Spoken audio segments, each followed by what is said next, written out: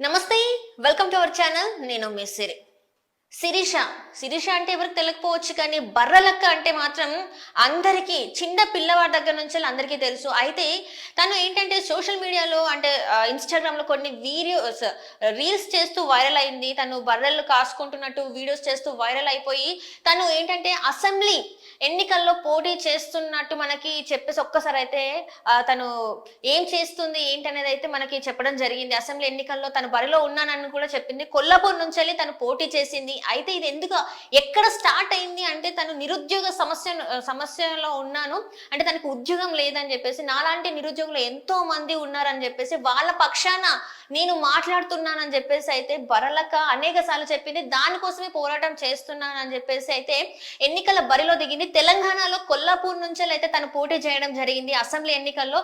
కాకపోతే తను పోటీ చేసిన టైంలో సోషల్ మీడియాలో ఎంతో వైరల్ అయిన బరలకకి కానీ ఎన్నికల సమయంలో మాత్రం తను డిపాజిట్ కూడా దక్కించుకోలేకపోయింది. కేవలం 5,000 ఓట్లు మాత్రమే తను సాధించగలిగింది. ఎందుకంటే అక్కడ చూసినప్పుడు అయితే బరలక గురించి ఎంతో మంది ఎన్ఆర్ఐసే కావచ్చు, ప్రొఫెసర్సే కావచ్చు, పక్క రాష్ట్రాల నుంచి కూడా ఎంతో మంది వచ్చి తనకి సపోర్ట్ చేశారు. అండ్ ఇంకొకటి ఏంటంటే తనని కిడ్నాప్ చేశారని కొన్నిసార్లు వార్తలు వచ్చినాయి. ఇంకొకటి ఏంటంటే తన తమ్ముడు మీద కూడా దాడి జరిగిందని చెప్పేసి పోలీస్ స్టేషన్ ఎదుట తను ఒకలాంటి నా తమ్ముడి మీద దాడికి దిగారు అని చెప్పేసి పోలీస్ స్టేషన్ బయట కూడా కూర్చొని తను ధర్నా చేసినది అయితే మనం చూసాం. అర్ధరాత్రి వేళ అయితే మనము ఎన్నో వీడియోస్ అయితే తన గురించి ఉన్నాయి. ఎంతో మంది తన గురించి మాట్లాడడం జరిగింది.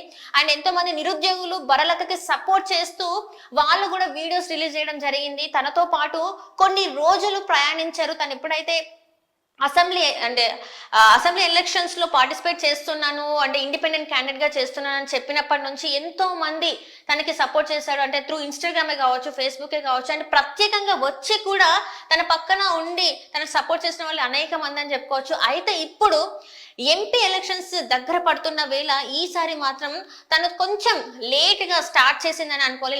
లేట్ గా బరిలోకి దిగిందని అనుకోవాలి. ఏంటంటే అసెంబ్లీ ఎలక్షన్స్ అప్పుడు మాత్రం తను ఎన్నో ఇంటర్వ్యూస్ ఇచ్చింది, ఎంతో మందితోని మాట్లాడింది, ఎంతో మంది తనకి సపోర్ట్ చేస్తూ ఎన్ఆర్ఐస్ కూడా అక్కడి నుంచి వచ్చి తన ప్లేస్ కి వచ్చి మాట్లాడడం జరిగింది. కానీ ఈసారి మాత్రం అంత హవా కనిపించలేదు. ఎందుకంటే అంతమంది సపోర్ట్ చేసినా కూడా కేవలం పోలింగ్ టైంలో తనకి 5,000 ఓట్లు మాత్రమే వచ్చినాయి. కానీ ఈసారి ఎలాంటి హవా లేదు. మరి ఈసారి తను గెలిచే అవకాశం ఉందా? ఎందుకంటే తను నాగర్ కర్నూలు నుంచి అయితే పోటీ చేస్తుంది. ఎంపీ అభ్యర్థిగా, స్వతంత్ర అభ్యర్థిగా తను అయితే పోటీ చేస్తుంది.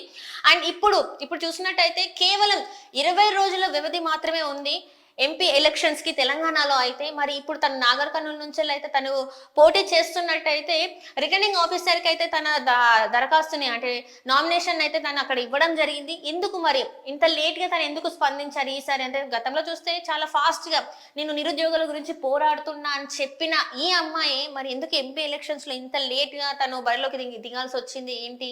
అండ్ ఇంకొకటి చూస్తే అక్కడ తను చాలా వివక్ష అంటే పెద్ద పార్టీస్ నుంచి అంటే బీఆర్ఎస్ నుంచి కావచ్చు, కాంగ్రెస్ నుంచే కావచ్చు, బీజేపీ నుంచే కావచ్చు, తను చాలా మంది నుంచి బెదిరింపు కాల్స్ వచ్చినట్టు కూడా చెప్పింది. మరి ఆ భయంతోనే ఈసారి మరి ఎంపీ ఎలక్షన్స్ కి కొంచెం లేట్ గా బరిలోకి వచ్చిందని అనుకోవాలా ఏంటి? మరి ఈసారి మరి తనకి గతంలో తనని అందరూ సపోర్ట్ చేసినట్టు మరి ఇప్పుడు ఎంపీ ఎలక్షన్స్ అప్పుడు ఎంపీగా స్వతంత్ర అభ్యర్థిగా పోటీ చేసే ఈ సమయంలో మరి అప్పుడు ఎంతమంది అయితే మాట్లాడారో మరి ఈసారి అంతమంది మాట్లాడే అవకాశం ఉందంటారా?